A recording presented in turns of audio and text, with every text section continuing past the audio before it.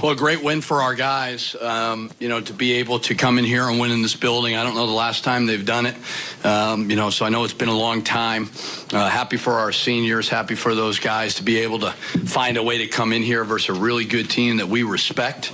Play really, really good defense, team defense, be patient offensively, to build a lead like we did. We thought they'd come back in their building, and to just make the toughness plays at the end of the game to find a way to get that win. That's what this league is all about. So it was a terrific win for our guys. Got microphones on each side, if you can flag one down. Obviously, just talk about Amir's performance in the first half, but also, the defense, like you said, down the stretch when Dupree made those steals in the end. Yeah, Amir was terrific the whole game. I keep telling him, man, guys, they got to talk about you as one of the better players in this league. He showed it versus Nebraska. I think he showed it tonight. He was terrific. And then I thought Dupree for the last couple minutes made a lot of really big plays, big steals, get out on the break and finish. What did you think was the key defensively during that stretch in the first half when you held them scoreless for 9 minutes? I thought we were really connected. It's a little bit easier to trap Hap by your bench because you can kind of coach him through it a little bit more. But I thought we did a really good job of taking him out of it because he's so good, and then being able to rotate to their shooters. It's the first win here since 2009 for the program. Does this mean anything more to you, given the fact that it's a rivalry to win here? I try to stay even keel. It's a great win. It's another really, really quality win for us. I'm happy for our guys. It's important for us to be able to compete in these games in the Big Ten and find a way to get some road wins. So it's a great win for us, and I'm excited about it because I got a lot of respect for that program.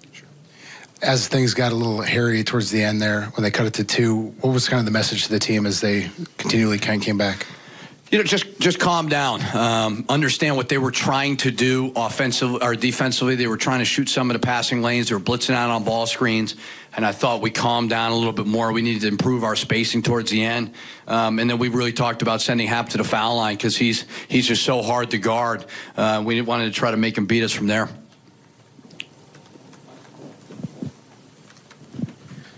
Obviously, they did a great job on Jordan, but to get Eric Curry back, to have him be able to help Daniel as well, and then you got some front court help from Michael Hurt and even Mata at one point. So the depth of the front court here this year is pretty important. Yeah, I've said from day one, with what Dupree has gone through, hopefully he continues to just, go through the grieving process. He seems to be doing well. That was a lot for everybody to handle. And then with Eric being out, so we were able to get him some quality minutes. He's a smart player. I trust him. He makes big plays, and he rebounds the ball well, and he defends.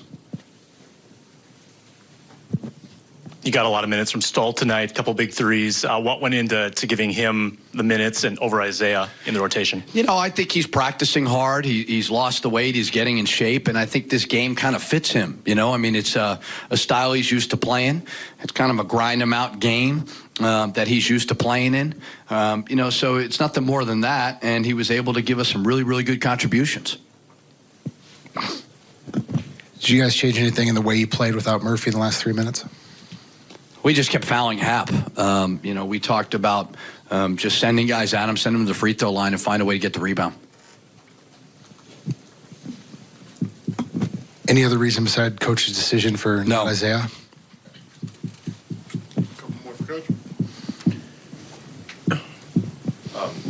Obviously, the first 2 losses you were on the road, and then including one in the Big Ten. How much did this team learn from that Ohio State game, especially some of the younger guys who hadn't played in that kind of Yeah, substantially, especially that Ohio State game from a physicality standpoint. That's what this league is all about.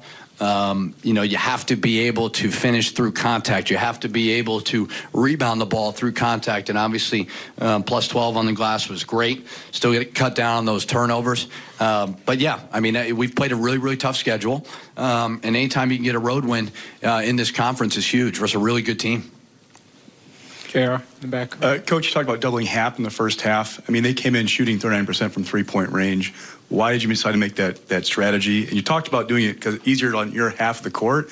Did you go away from the second half? Did they do something better to? We went away, then we went back because he was torching us in the second half. I thought it was pretty good in the first half, and we were building a lead, and I wanted to try to make him beat us with twos versus threes. We pulled it off, and then we put it back on because he was hurting us again. But he's such a unique, terrific player. You got to do something, or he's just going to torch you.